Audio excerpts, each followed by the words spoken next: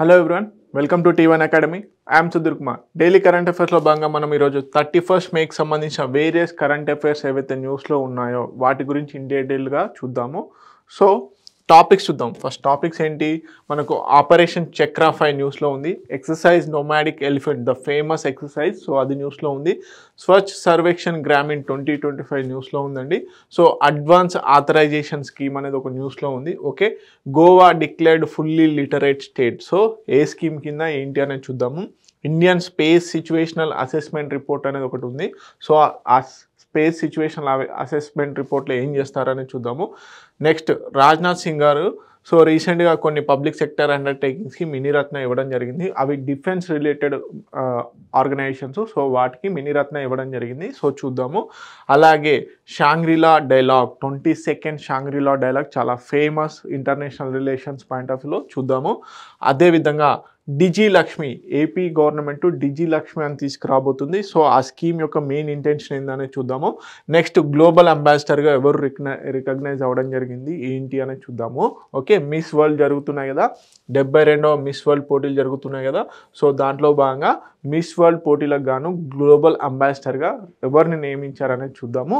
Okay, so operation Chakra 5 ఎవరు నిర్వహిస్తారు? Central bureau of investigation ఏదైతే ఉందో CBI, central bureau of investigation సంస్థ ఈ ఆపరేషన్ చక్రా 5ని తీసుకొస్తుంది. సో బేసిక్గా ఆపరేషన్ చక్రాలో భాగంగా ఈ సైబర్ రిలేటెడ్ అటాక్స్ ఏవైతే ఉంటాయో అవి కాకుండా చూసుకోవడమే ఈ ఆపరేషన్ చక్రాకు సంబంధించిన మెయిన్ మిషన్.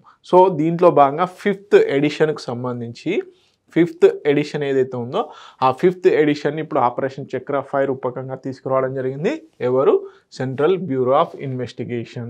ఎందుకు అంటే targets global cyber crime syndicates ఎవరైతే ఉన్నారో, సో ఈ ఆపరేషన్ చక్రా 5లో భాగంగా గ్లోబల్ సైబర్ క్రైమ్ ఎవరైతే నిర్వహిస్తారో వాళ్ళని పట్టుకోవడము, సో వారికి సంబంధించిన వేరియస్ యాక్టివిటీస్ని కాకుండా ముందస్తుగా డిస్మాంటిల్ చేయడము ఈ ఆపరేషన్ చక్రా 5 భాగంలో ఉందన్నమాట. సో ఏంటి, టెక్ సపోర్ట్ స్కామ్స్ ఏవైతే ఉన్నాయో, టెక్నాలజీ రిలేటెడ్ స్కామ్స్ ఉంటాయి కదా, ఆ స్కామ్స్, అదేవిధంగా డిజిటల్ అరెస్ట్ ఫ్రాడ్స్, రీసెంట్గా ట్రెండింగ్లో ఉన్నటువంటి సైబర్ క్రైమ్ ఇది.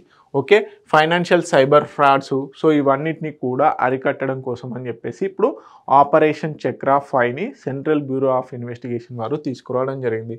సో దీంట్లో మెయిన్గా కీ ఆబ్జెక్టివ్ ఏంటి, ప్రధాన ఉద్దేశం ఏంటి అంటే disrupt organised cyber criminal network. So cyber crime అనేది చాలా ఆర్గనైజ్డ్గా నడుస్తుంది.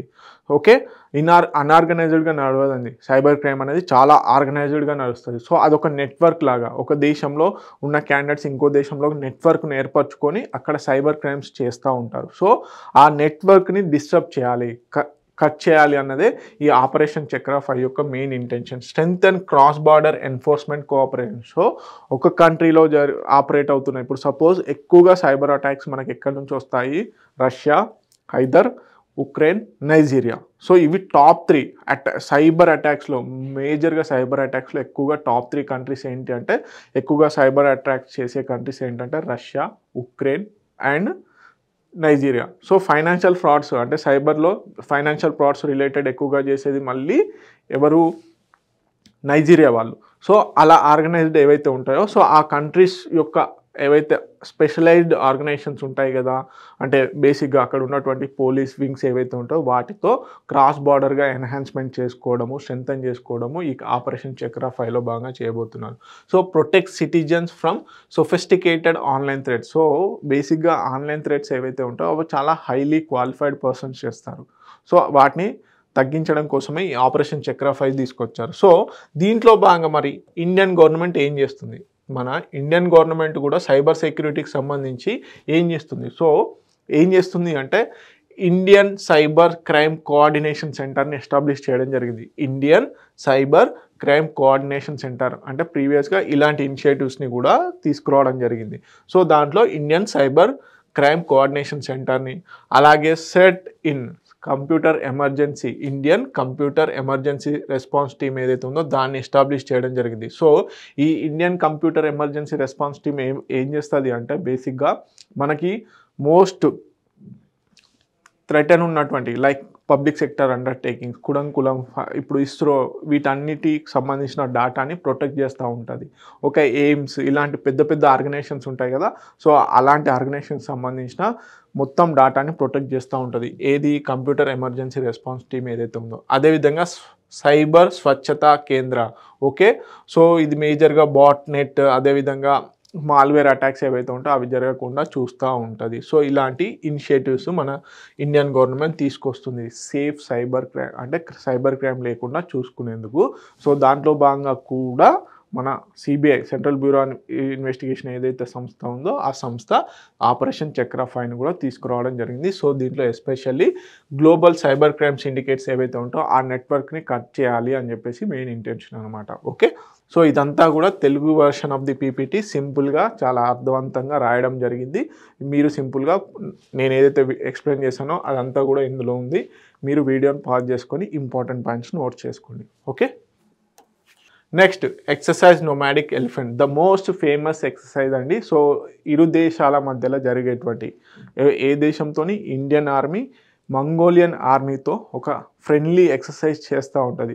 2006 నుంచి ఈ ఎక్సర్సైజ్ అనేది కండక్ట్ చేయడం జరుగుతుంది. 2025లో ఈ సంవత్సరంలో జరగబోయే ఏదైతే ఎక్సర్సైజ్ నోమాడిక్ ఎలిఫెంట్ ఉందో అది 17th ఎడిషన్ అండి, 17వ ఎడిషన్. కంపల్సరీ అడుగుతారు, సో ఈ విధంగా కూడా అడిగే ఛాన్సెస్ ఉన్నాయి.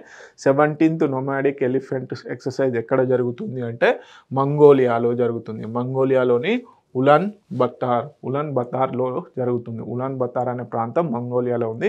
సో ఇది ఒక బైలాటరల్ ఎక్సర్సైజ్. సో నేను తరచూ చెప్తూ ఉంటాను, ఏదైనా ఎక్సర్సైజ్ న్యూస్లో ఉంది అంటే మనం మేజర్గా చూడాల్సింది ఏంటంటే అది ఏ 2 కంట్రీల మధ్యలో జరుగుతుంది, అది బైలాటరల్ అంటారు. అదేవిధంగా మల్టీలాటరల్ అంటే 3 కంటే ఎక్కువ కంట్రీస్ పార్టిసిపేట్ చేస్తే దాన్ని మల్టీలాటరల్ ఎక్సర్సైజ్ అంటారు. అదేవిధంగా ఆర్మీ ఎక్సర్సైజా, నావీ ఎక్సర్సైజా, నావికాదళందా, లేదంటే ఎయిర్ ఫోర్స్ ఎక్సర్సైజా అనేది చూడాలి, ఓకే. సో ఆ విధంగానే ఈ ఎక్సర్సైజ్ నోమాడిక్ ఎలిఫెంట్ ఏదైతే ఉందో ఇది ఆర్మీ, అటు మంగోలియన్ ఆర్మీకి మధ్యలో ఇండియన్ ఆర్మీకి మధ్యలో ఒక ఫ్రెండ్లీ ఎక్సర్సైజ్ అండి. సో ఒకవేళ యుద్ధం వస్తే ఏ విధంగా కొలాబరేట్ చేయాలి అనేది ఈ యొక్క నోమాడిక్ ఎలిఫెంట్ యొక్క మెయిన్ ఉద్దేశము. అదేవిధంగా ఇప్పుడు ఈ ఎక్సర్సైజ్ అనేది బేసిక్గా ఇరు దేశాల మధ్యలో ఆల్టర్నేట్గా జరుగుతుంది. ఒకసారి ఇండియాలో జరిగితే ఒకసారి నెక్స్ట్ ఇయర్, ఇప్పుడు ఈ ఇయర్ మంగోలియాలో జరుగుతుంది, నెక్స్ట్ వచ్చేసి ఇండియాలో జరుగుతుంది. అంతకుముందు ఇయర్ 2024లో ఇండియాలోనే జరిగింది. ఎక్కడ జరిగింది? మేఘాలయలో జరిగింది, okay. So India and Mongolia మధ్యలో నిర్వహించేదే exercise nomadic elephant, okay. So enhance interoperability between Indian Army, Mongolian Armored Forces, joint operation semi-conventional warfare, okay, semi urban and mountainous terrain లో ఇదంతా జరుగుతూ ఉంటుంది. సో మేజర్గా వచ్చేసి promotes regional peace and stability కోసం ఈ exercise nomadic elephant అనేది నిర్వహిస్తున్నారు. సో ఎక్కడ జరుగుతుంది? ఈ ఇయర్ 2025 ఎన్నో ఎడిషన్ అండ్ ఎప్పటి నుంచి జరుగుతుంది అనేది చూసుకోవాలి, ఓకే. సో ఇదంతా కూడా తెలుగు వర్షన్ సింపుల్గా రాసుకోండి, ఓకే. నెక్స్ట్ స్వచ్ఛ సర్వేక్షణ్ గ్రామీణ్ 2025ని లాంచ్ చేయడం జరిగింది, ఓకే. స్వచ్ఛ సర్వేక్షణ్ గ్రామీణ్ ఉంటుంది, స్వచ్ఛ సర్వేక్షణ్ అర్బన్ ఉంటుంది. పట్టణ ప్రాంతాలకేమో స్వచ్ఛ సర్వేక్షణ్ అర్బన్ ఉంటుంది, గ్రామీణ ప్రాంతాల కోసమేమో స్వచ్ఛ సర్వేక్షణ్ గ్రామీణ్ అని ఉంటుంది. సో బేసిక్గా ఈ స్వచ్ఛ సర్వేక్షణలో భాగంగా ఏం చేస్తారంటే ఎంతవరకు స్వచ్ఛ భారత్ అనే స్కీమ్లో భాగంగా ఎంతవరకు పట్టణాలు కానీ గ్రామాలు కానీ ఎంతవరకు క్లీన్ని మెయింటైన్ చేస్తున్నాయి, ఎంతవరకు స్వచ్ఛతతో కూడుకొని ఉన్నాయి. సో దీన్ని సిటిజన్స్ ఫీడ్బ్యాక్తో పాటుగా డైరెక్ట్ సర్వేస్ చేస్తూ ర్యాంకింగ్స్ అనేది ఇవ్వడం జరుగుతుంది. స్వచ్ఛ సర్వేక్షణ్ అనే దాంట్లో గ్రామీణ అనే సపరేట్ ఉంటుంది, అర్బన్ అనే సపరేట్ ఉంది. సో ఇప్పుడు స్వచ్ఛ సర్వేక్షణ్ గ్రామీణ్ 2025ని సో లాంచ్ చేయడం జరిగింది. ఎవరు లాంచ్ చేశారు అంటే యూనియన్ జల్ శక్తి మినిస్టర్ లాంచ్ చేయడం జరిగింది. సో ఇది ఏ డిపార్ట్మెంట్ ఆధ్వర్యంలో జరుగుతుంది అని కూడా అడుగుతారు, ఓకే. ఇది ఏ డిపార్ట్మెంట్ ఆధ్వర్యంలో, ఏ మినిస్ట్రీ ఆధ్వర్యంలో జరుగుతుంది అనేది కూడా important. Department of drinking water and sanitation, department of drinking and water department of drinking water and sanitation అనే డిపార్ట్మెంట్ కింద జరుగుతుంది. సో ఇది ఏ మినిస్ట్రీ కిందకి వస్తుంది? Ministry of Jal Shakti. Okay, ministry of Jal Shakti. Okay, ఈ సర్వేలో భాగంగా ఎన్ని విలేజెస్ని ఎన్ని డిస్ట్రిక్ట్స్ని కవర్ చేస్తున్నారనే చూద్దాము. ఓకే, మొత్తంగా 21,000 విలేజెస్ని, ఓకే, గ్రామాలను సర్వే చేయబోతున్నారు. 761 డిస్ట్రిక్ట్స్లో ఓవరాల్గా నేషన్ వైడ్ మొత్తం దేశం మొత్తం మీద ఈ సర్వే చేయబోతున్నారు. దాంట్లో 21,000 విలేజెస్ని సర్వే చేస్తున్నారు. So access sustainability open defecation free. So purpose ఏంది? Open defecation free plus. So మనకి స్వచ్ఛ సర్వేక్షణ్ ఏదైతే ఉందో దాంట్లో మనకి బేసిక్గా ఫేజ్ 1 ఫేజ్ 2 అని నడుస్తుంది. సో ఫేజ్ 1లో వచ్చేసి ఓపెన్ డెఫికేషన్ ఫ్రీ అనే స్టేటస్ వచ్చిన విలేజెస్కి ఇప్పుడు ఓపెన్ డెఫికేషన్ ఫ్రీ ప్లస్ అనే కేటగిరీ. ఫేజ్ 2లో వచ్చేసి ఓపెన్ డెఫికేషన్ ఫ్రీ ఏది ప్లస్ అనే కేటగిరీని ఇవ్వడం జరుగుతుంది ఫేజ్ 2లో, స్వచ్ఛ భారత్ గ్రామీణ్ ఫేజ్ 2లో. సో బేసిక్గా ఏంటి, ఓపెన్ డెఫికేషన్ ఫ్రీ ఉన్నటువంటి విలేజెస్ ఏవైతే ఉంటాయో, గ్రామాలు ఏవైతే ఉంటాయో వాటిని నెక్స్ట్ అప్గ్రేడ్ లెవెల్ చేస్తున్నారు. సో ప్లస్ అనేది ఏదైతే ఉందో ఆ ప్లస్ కేటగిరీ దేనికంటే శానిటేషన్ ప్రాపర్గా జరుగుతుందా లేదా, వాటర్ ట్రీట్మెంట్ ప్రాపర్గా జరుగుతుందా లేదా అనేది మేజర్గా వీటిని ఏది రీసైకిల్ చేస్తున్నారా లేదా ఓపెన్ డెఫికేషన్ ఫ్రీ ద్వారా, అదేవిధంగా ఫీకల్ స్లడ్జ్ ఏదైతే ఉంటుందో దాన్ని ప్రాపర్గా మెయింటైన్ చేస్తున్నారా లేదా అనేది ఓపెన్ డెఫికేషన్ ప్లస్లో భాగంగా ఇచ్చే స్టేటస్ అన్నమాట. సో దీంట్లో మేజర్గా ఏంటి ఆబ్జెక్టివ్స్ అంటే evaluate rural sanitation through structured and technology based assessment. So అదేవిధంగా ఈ సర్వేని జన్ భాగీదారీ అంటే ప్రజలని మమేకం చేస్తూ, ప్రజలను కూడా పార్టిసిపేట్ చేస్తూ ఈ స్వచ్ఛ సర్వేక్షణ్ గ్రామీణ్ చేయబోతున్నారు. Okay, so high performing regions, అదేవిధంగా strengthen citizen engagement in situational efforts. Okay, sanitation ఎఫర్ట్స్లో. సో మరి ఏ విధంగా చేస్తారు? స్వచ్ఛ సర్వేక్షణ్ గ్రామీణ్ అంటే సర్వే గ్రామీణ్ని ఏ విధంగా చేయబోతున్నారు అంటే సర్వీస్ లెవెల్ ప్రోగ్రెస్. సో ఏ విధంగా సర్వీస్ లెవెల్ ప్రోగ్రెస్ అంటే ఇప్పుడు ప్రజలకు అక్కడ ఉన్నటువంటి లోకల్ గవర్నెన్స్ ఏ విధంగా సర్వీస్ చేస్తుంది, ఎస్పెషల్లీ ఈ స్వచ్ఛ భారత్లో భాగంగా. So district self assessment and validation, direct observation sanitation, direct observation కూడా చేస్తారు. Field visits to house holds and public areas. So direct observation, infrastructure assessment of the public waste management units, అదేవిధంగా faecal sludge management plans, అదేవిధంగా గోబర్ధన్ యూనిట్స్ని డైరెక్ట్గా infrastructure point of వ్యూలో చూస్తారు. ఇదేమో sanitation point of వ్యూలో, ఇదేమో ఇన్ఫ్రాస్ట్రక్చర్ పాయింట్ ఆఫ్ వ్యూలో. Citizen feedback. So through various apps ద్వారా, మొబైల్ యాప్స్ ద్వారా సిటిజన్స్ యొక్క ఫీడ్బ్యాక్ అనేది తీసుకోవడం జరుగుతుంది. సో ఈ విధంగా హోలిస్టిక్గా ఆయా గ్రామాల నుంచి 21,000 గ్రామాల నుంచి ఈ సర్వే కండక్ట్ చేయబోతున్నారు. వచ్చిన ఫీడ్బ్యాక్ని అదేవిధంగా డైరెక్ట్ అబ్జర్వేషన్ ద్వారా ర్యాంకులు అనేటివి కేటాయించడం జరుగుతుంది. ఓకే, ఇప్పుడు మనకు స్వచ్ఛ సర్వేక్షణ్ అర్బన్ ఏదైతే ఉందో దాంట్లో భాగంగా సిటీస్కు సంబంధించి ఇండోర్ ఈ విధంగా ర్యాంక్స్ ఇస్తాం కదా. సో అదేవిధంగా గ్రామాలకు కూడా ర్యాంకింగ్స్ అనేటివి ఇవ్వడం జరుగుతుంది. ఓకే, దీంట్లో geo fencing enabled data collection, Swachh green leaf rating, అదేవిధంగా documentation best practices, okay, real time monitoring via mobile app, focus on inclusivity and local capacity building అనే వాటి ద్వారా కీ ఫ్యూచర్స్ అనమాట ఇవి. సో వీటి ద్వారా సర్వే అనేది చేయబోతున్నారు. ఓకే, నెక్స్ట్ ఇదంతా కూడా తెలుగులో ప్రొవైడ్ చేయడం జరిగింది, సింపుల్గా మీరు నోట్ చేసుకోండి. సో మనం ఓపెన్ డెఫికేషన్ ఫ్రీ స్టేటస్కి ఓపెన్ డెఫికేషన్ ఫ్రీ ప్లస్కి తేడాని కనుక్కోండి. ఓకే, చెప్పాను కదా, ఇదేమో మనకి ఓపెన్ డెఫికేషన్ ఫ్రీ అంటే మలమూత్ర విసర్జనలు ఒకప్పుడు బయట చేసేవాళ్ళం, ఇప్పుడు అది లేకుండా కంప్లీట్గా మనకి మూత్రశాలలు అనేటివి కట్టించడం జరిగింది ప్రతి ఇంటికి కూడా. సో ఇది open defecation free status. So తర్వాత ఓపెన్ డెఫికేషన్ ఫ్రీ ప్లస్ అంటే ఏంటంటే మన ఇండ్లలో నుంచి వచ్చినటువంటి వేస్ట్ని ఏ విధంగా అయితే మెయింటైన్ చేస్తున్నారో ఆ వేస్ట్ని రీసైకిల్ చేస్తున్నారా లేదా అనేది దాన్ని బట్టి ఓపెన్ డెఫికేషన్ ఫ్రీ ప్లస్ అనేది ఇవ్వడం జరుగుతుంది. శానిటేషన్ అనేది ప్రాపర్గా ఉందా లేదా అని. Okay, so next advance authorisation scheme. So మనకి బేసిక్గా ఇండియా మోస్ట్లీ ఇంపోర్ట్ కంట్రీ అంటే ఎక్కువగా భారీ యంత్రాలను కానీ వీటిని కానీ ఎక్కువగా ఇంపోర్ట్ చేసుకోవడం జరుగుతుంది. సో ఇప్పుడు ఏంటి ఆత్మనిర్భర్ భారత్, ఓకే, ఆత్మనిర్భర్ భారత్లో భాగంగా 2047 కల్లా డెవలప్డ్ నేషన్గా చూడాలనుకుంటున్నాం. దాంట్లో భాగంగా కూడా ఇండియాకి సంబంధించిన మ్యానుఫ్యాక్చరింగ్ ప్రోడక్ట్స్ ఏవైతే ఉంటాయో, తయారీస్ ఏవైతే ఉంటాయో ఆ వస్తువులని ఎక్స్పోర్ట్ చేయాలి. సో ఈ ఎక్స్పోర్ట్స్ చేయాలి అంటే కొన్ని రా మెటీరియల్స్ అనేటివి ఇండియాలో దొరకవు.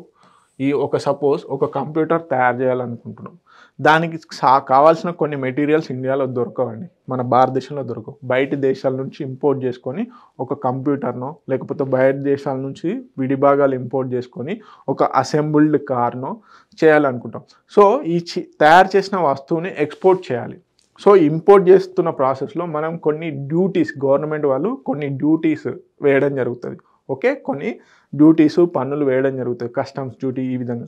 సో ఆ ఇంపోర్ట్ చేసినటువంటి వస్తువులలో బేసిక్గా ఏంటి కస్టమ్స్ డ్యూటీస్, ఇలాంటి డ్యూటీస్ వేయడం వల్ల ఆ ఇంపోర్ట్ చేసుకున్నటువంటి వస్తువు యొక్క రేటు పెరుగుతుంది. ఓకే, సపోజ్ ఇంపోర్ట్ చేసుకున్నటువంటి వస్తువు యొక్క రేటు 100 రూపాయలు అనుకుందాం actual price.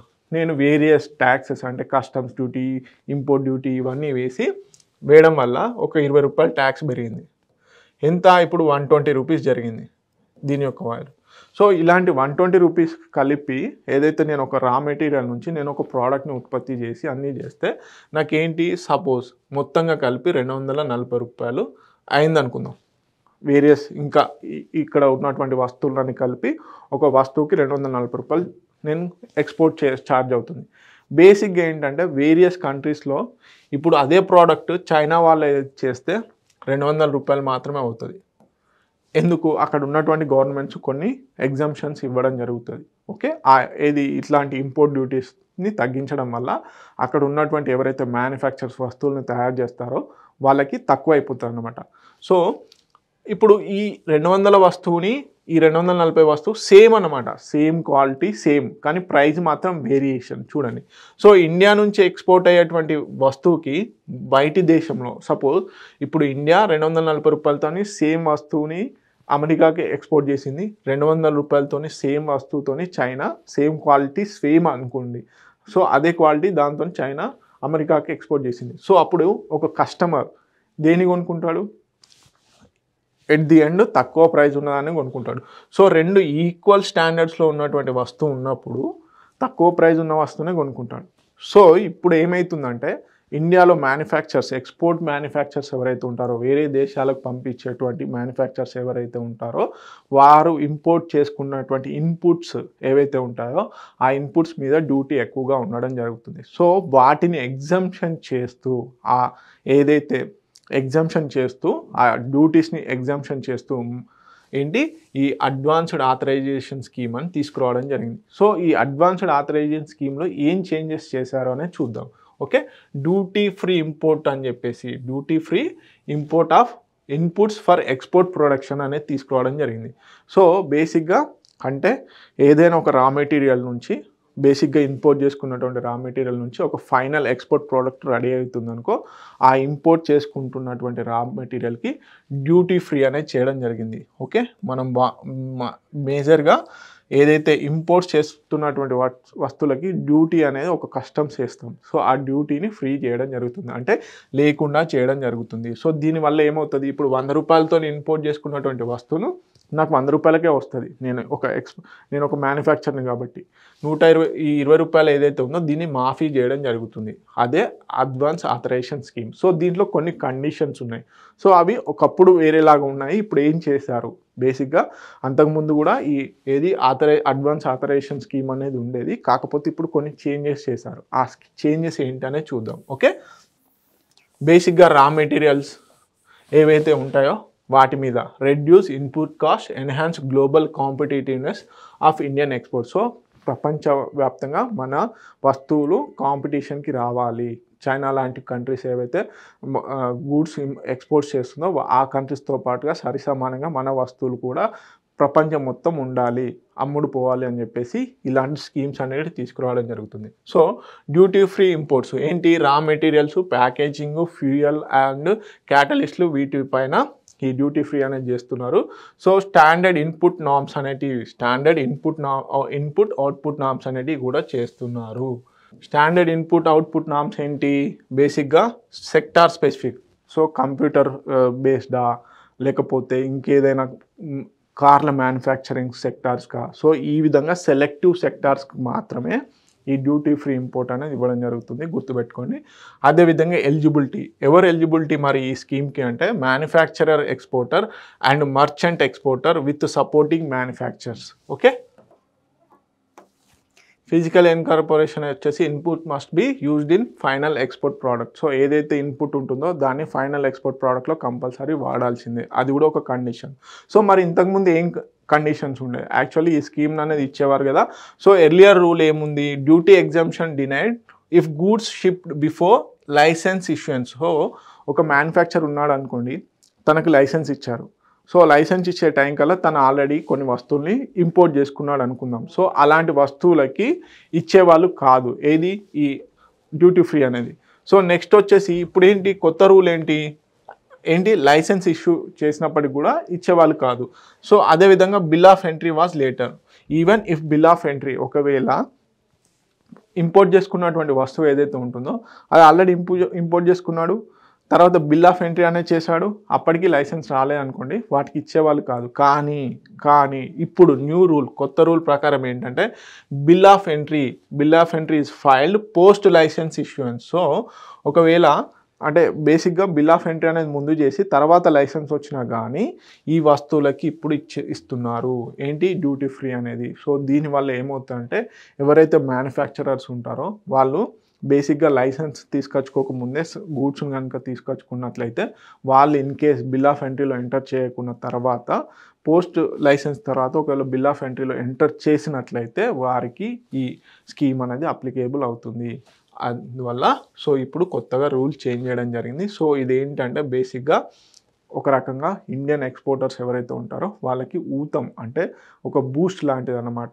So this is all about advance authorisation scheme. Okay, ఇదంతా కూడా తెలుగులో నేను మేజర్గా ఏదైతే ఎక్స్ప్లెయిన్ చేశానో ఇంగ్లీష్ స్లైడ్ పెట్టుకొని తెలుగులో అదంతా కూడా ఇక్కడ ఉంది. సో మీరు సింపుల్గా నోట్ చేసుకుంటే సరిపోతుంది.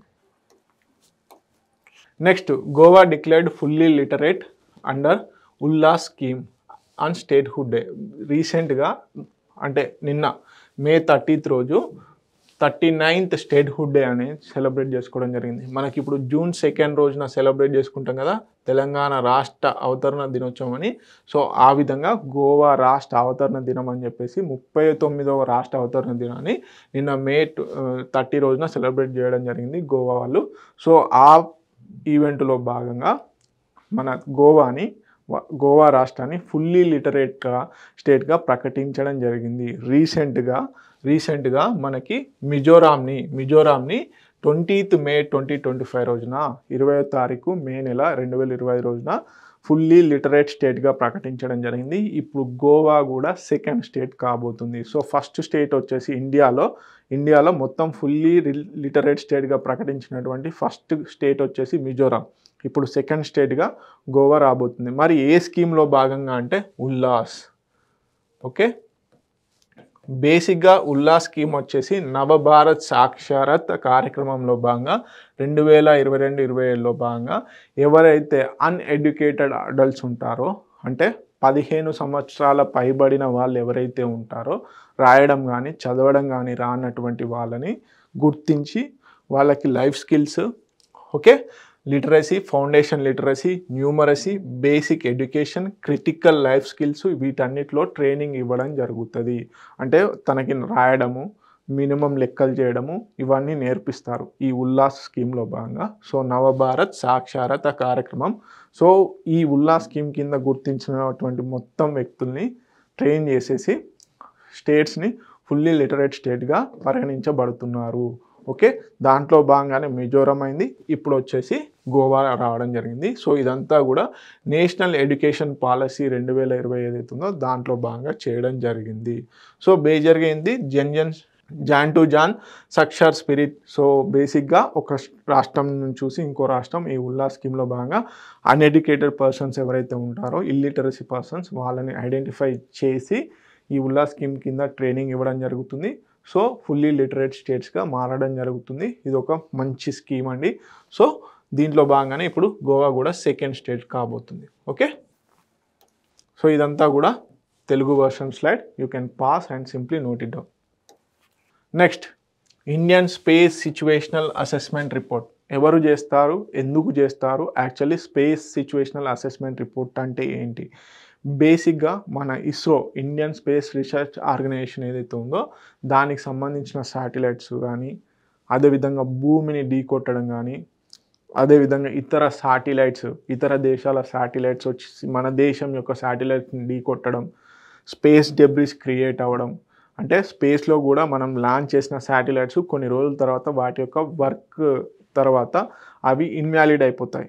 ఓకే, పనిచేయడం మానేస్తాయి. సో అవేంటి, స్పేస్లోనే ఒక డెబ్రిస్ లాగా, ఒక వేస్టేజ్ లాగా మిగిలిపోతాయి. సో అలాంటి వాటిని అనలైజ్ చేస్తూ చేసేదే space situational assessment report. Okay, మన భూమికి కానీ మన అంతరిక్ష వ్యవస్థకు కానీ ఏమైనా థ్రెట్ ఉందా అని చెప్పేసి అసెస్మెంట్ చేయడమే space situational assessment report. So దీన్ని ఎవరు చేస్తారు అంటే ISRO system for safe and sustainable operation management ఏదైతే ఉందో, IS4OM ఏదైతే ఉందో, Indian space research organisation system for safe and sustainable operation management ఏదైతే ఉందో ఆ సంస్థ చేయడం జరుగుతుంది. So assess and safeguard Indian space assets from hazards like space debris. So ఏవైతే అంతరిక్షంలో ఉన్నటువంటి వేస్టేజ్ ఏదైతే ఉంటుందో ఆ వాటి వల్ల ఇండియన్ యొక్క అంతరిక్షం వ్యవస్థకి, ఇండియా యొక్క స్పేస్ ఆర్గనైజేషన్ కానీ, స్పేస్ షటిల్స్ కానీ ఏవైతే ఉంటాయో, శాటిలైట్స్ ఎస్పెషల్లీ, సో వాటికి ఏమైనా అంతరాయం జరుగుతుందా, ఏమన్నా ఢీ కొట్టడాలు జరుగుతాయి, గ్రహశకలాలు ఢీ కొడితే వేస్టేజ్, అలాగే సోలార్ ఫ్లేయర్స్ వచ్చినప్పుడు మన కనెక్టివిటీకి, నెట్ కనెక్టివిటీకి, కమ్యూనికేషన్ కనెక్టివిటీకి ఏమైనా థ్రెట్ ఉందా అని చెప్పేసి అనలైజ్ చేసేదే space situational assessment report. So దీనికి సంబంధించి ఒక రిపోర్ట్ రావడం జరిగింది. సో గడిచిన కాలంలో 53,000 అలర్ట్స్ అనేటివి ఇవ్వడం జరిగింది. ఏది ఇస్రో 53,000 అలర్ట్స్ అనేటివి ఇవ్వడం జరిగింది. 10 కొలిజన్స్ అవాయిడెన్స్ మాన్యువర్. సో మేజర్గా ఒక 10 కొలైడ్స్ అనేటివి కూడా అవాయిడ్ చేయడం జరిగింది. Executed in 2024లో. సో మేజర్గా 261 లాంచ్ అటెంప్ట్స్ అనేటివి జరిగాయి వరల్డ్ వైడ్గా. ఓకే, 254 సక్సెస్గా అవ్వడం జరిగింది. సో దీంట్లో 2578 ఆపరేషనల్ శాటిలైట్స్ అనేది యాడ్ చేయడం జరిగింది. 2578 ఆపరేషనల్ శాటిలైట్స్ అనేటివి స్పేస్లో యాడ్ చేయడం జరిగింది.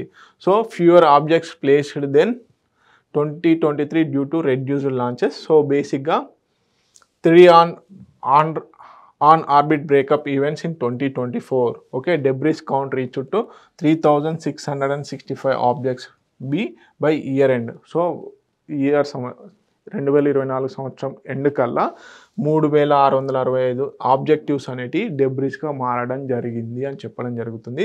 Rising space congestion and need to sustainable space operation. So ఈ స్పేస్ సిచ్యువేషన్ అవేర్నెస్ రిపోర్ట్ ఏమని చెప్తుందంటే, స్పేస్లో డెబ్రిస్ అనేటివి పేరుకుపోతున్నాయి, ఖచ్చితంగా సస్టైనబుల్ స్పేస్ ఆపరేషన్స్ అనేటివి చేయాలి, సో జాగ్రత్తగా ఉండాలి అని చెప్పేసి చెప్పడం జరుగుతుంది. సో 2024లో 136 స్పేస్ క్రాఫ్ట్స్ లాంచ్ చేయడం జరిగింది. ఇండియా 2024 వరకు, టిల్ 2024 వరకు 136 స్పేస్ క్రాఫ్ట్స్ని లాంచ్ చేయడం జరిగింది. దీంట్లో 22 యాక్టివ్ శాటిలైట్స్ అనేటివి లో ఎర్త్ ఆర్బిట్లో ఉన్నాయి, 31 ఏమో జియో సింక్రనస్ ఆర్బిట్లో ఉండడం జరిగింది. ఓకే, దీంట్లో మేజర్గా చంద్రయాన్ 2 ఆర్బిటర్, ఆదిత్య L1 ఇవన్నీ కూడా దీంట్లో భాగమే. ఓకే, సో మరి ఇండియన్ స్పేస్ రీసెర్చ్ ఆర్గనైజేషన్ ఏం చేసింది? బేసిక్గా స్పేస్ డెబ్రిస్ని తగ్గించడం కోసం ఏం చేస్తుంది, ఫ్యూచర్లో ఈ కొలైడ్స్ కాకుండా ఏం నివారణ చర్యలు తీసుకోబోతుంది అంటే, debris free space machine goal by 2030. 2030 కల్లా స్పేస్లో డెబ్రిస్ అనేటివి లేకుండా చేయాలి, వేస్టేజ్ అనేది లేకుండా చేయాలి అనేది నిర్ణయించుకోవడం జరిగింది. అలాగే నేత్ర ప్రాజెక్ట్ అనేది ఒకటి తీసుకురావడం జరిగింది. ఎన్హాన్స్ స్పేస్ ఏదైతే situational assessment with radar and optical tracking ద్వారా చేయాలని చెప్పేసి తీసుకురావడం జరిగింది. అలాగే ఇంటర్నేషనల్ కోఆపరేషన్ ద్వారా కూడా, ఎస్పెషల్లీ జపాన్ కూడా ఇలాంటి ఆర్గనైజేషన్స్తో కోలాబరేట్ అయ్యి, అంటే జాక్సా ఏదైతే ఉందో జపాన్కి సంబంధించింది, అది కూడా స్పేస్ డెబ్రిస్ మీద వర్క్ చేయడం జరుగుతుంది. అంటే పనికిరాని శాటిలైట్స్ ఏవైతే ఉంటాయో వాటిని అక్కడే ఆకాశంలో అంటే స్పేస్లో ఏదైనా ఒకటి చేయడము, లేకపోతే ఒక నెట్ ద్వారా ఇదంతా ఒక దగ్గరికి తీసుకురావాలని ప్రయోగాలు కూడా చేయడం జరుగుతుంది. ఓకే,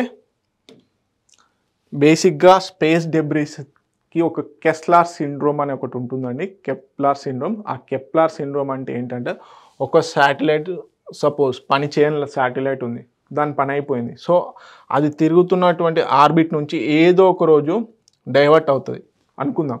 ఇది ఒక శాటిలైట్, ఇది దీని డేట్ అయిపోయింది, దీని వర్కింగ్ డేట్ అయిపోయింది. ఇది తిరుగుతున్నటువంటి ఆర్బిట్ ఏదైతే ఉంటుందో, ఓకే, ఇంకొక శాటిలైట్ ఉంటుంది అనుకుందాం, ఇంకొక శాటిలైట్ ఉంటుంది. ఓకే, ఇలా శాటిలైట్స్ చాలా ఒక్కొక్క వాటి యొక్క లొకేషన్స్లో ఉంటాయి. సపోజ్ ఈ శాటిలైట్ ఇక్కడ ఉంది, ఓకే, ఈ శాటిలైట్ వచ్చేసి ఇక్కడ ఉంది, ఈ శాటిలైట్ వచ్చేసి ఇక్కడ ఉంది అనుకుందాం. సో ఒక్కొక్క లొకేషన్స్లో ఒక్కొక్కటి తిరుగుతున్నాయి.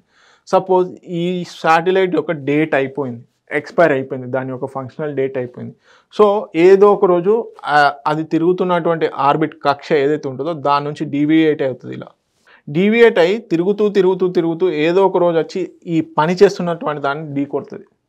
ఓకే, దీని నుంచి ఎంతో కొంత ఆ ఢీ కొట్టిన వల్ల స్పేస్ డెబ్రిస్ అంటే పగిలిపోతుంది కదా, స్పేస్ క్రాఫ్ట్ ఏవైతే ఉంటాయో అవన్నీ పగిలిపోతాయి శాటిలైట్స్.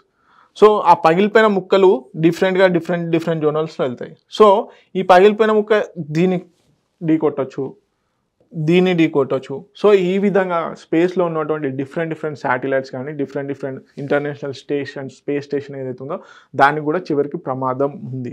సో ఈ విధంగా మొత్తం కమ్యూనికేషన్ సిస్టమ్ని కానీ మొత్తం ఖరాబ్ అయ్యే ఛాన్సెస్ చాలా ఎక్కువగా ఉన్నాయి, వేస్ట్ అయ్యే ఛాన్సెస్ ఎక్కువగా ఉన్నాయి. సో దీన్ని కెప్లర్ సిండ్రోమ్ అంటారు.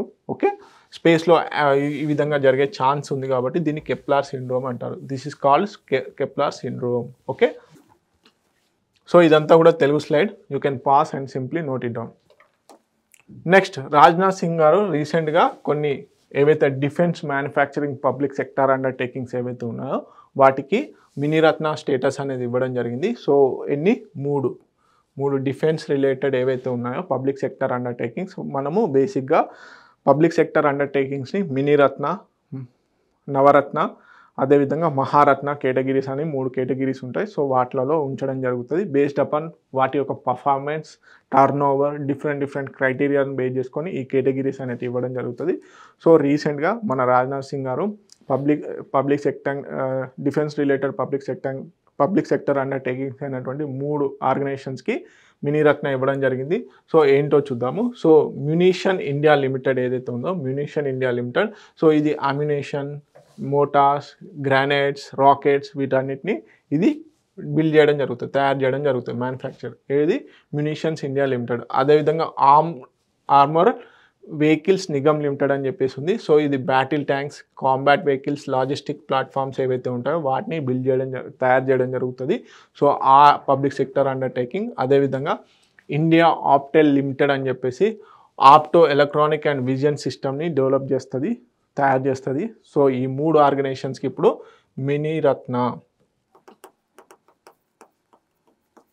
మినీరత్న కేటగిరీ ఇవ్వడం జరిగింది. సో కేటగిరీ 1లో, ఓకే, మినీరత్నాలో కూడా మనకు కేటగిరీ 1, కేటగిరీ 2 అని ఉంటుంది. సో మినీరత్న 1 ఇవ్వడం జరిగింది.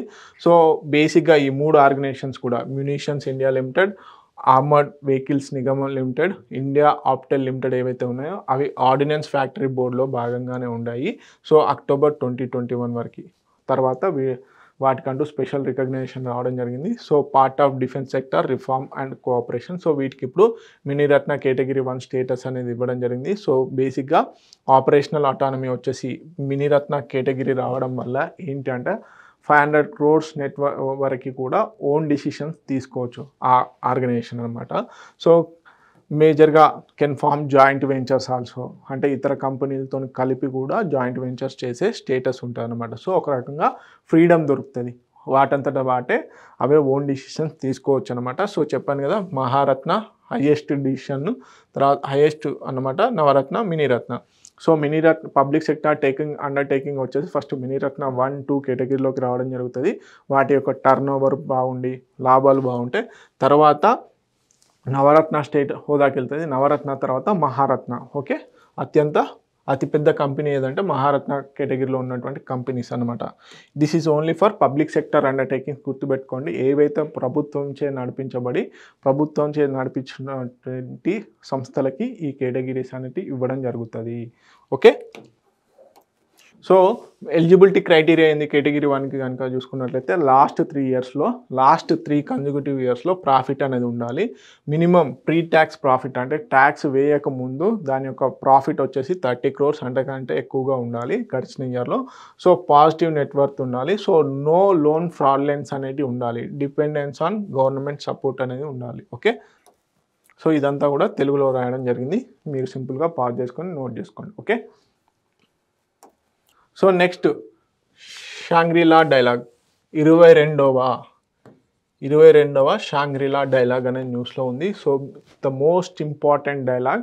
సో బేసిక్గా ఇది సింగపూర్లోని షాంగ్రీలా హోటల్లో ఒక సదస్సు జరుగుతుంది ఎవ్రీ ఇయర్ కూడా. ఇండో పసిఫిక్ రీజియన్కి సంబంధించిన various countries heads, prime ministers, presidents, ఆయా కంట్రీస్కి సంబంధించిన డిఫెన్స్ మినిస్టర్స్, అదేవిధంగా army chiefs, air chiefs, navy chiefs, so ఇట్లా హై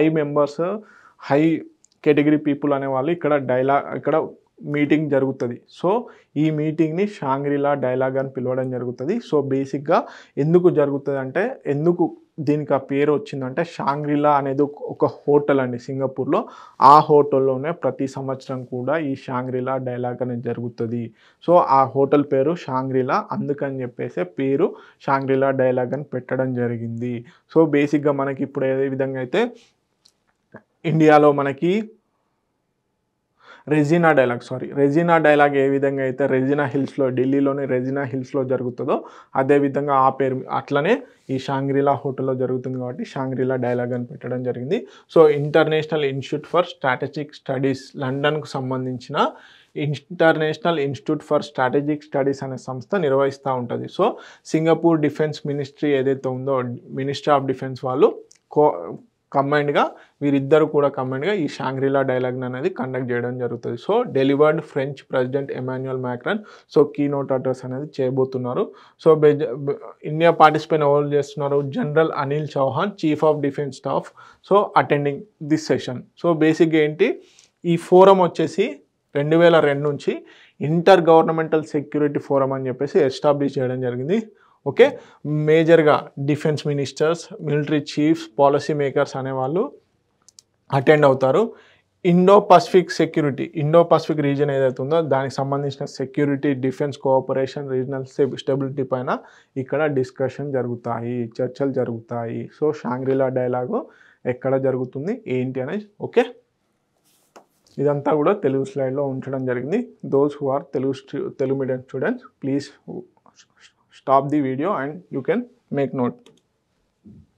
నెక్స్ట్, తెలంగాణలో కొమరంభీం టైగర్ రిజర్వ్ అనేది రాబోతుంది. సో దీనికంటూ న్యూస్ రావడం జరిగింది.